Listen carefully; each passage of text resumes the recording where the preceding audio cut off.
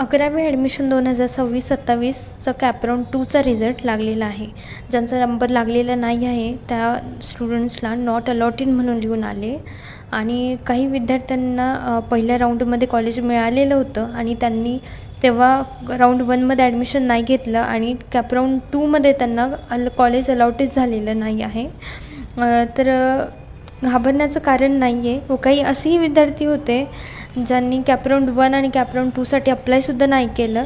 तर असे सर्व विद्यार्थी हे कॅपराऊंड 3साठी इलिजिबल आहेत. तर ते कॅपराऊंड 3साठी अप्लाय करू शकत आहे.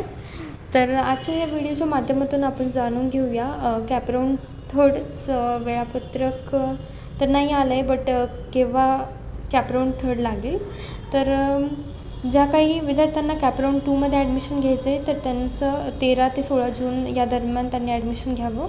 व 17 जूनला कनिष्ठ महाविद्यालय संबंधित कामकाज होणार आहे.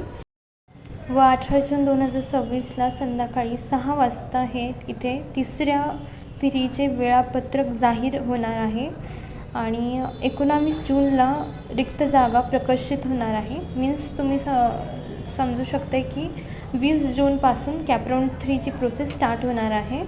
आणि कॅपराऊंड 3चं जे शेड्यूल आहे ते 19 जूनला आपल्याला इथे अपलोडेड दिसेल. तर अशाच महत्त्वपूर्ण माहितीसाठी चॅनलला सबस्क्राईब करा. थँक्यू.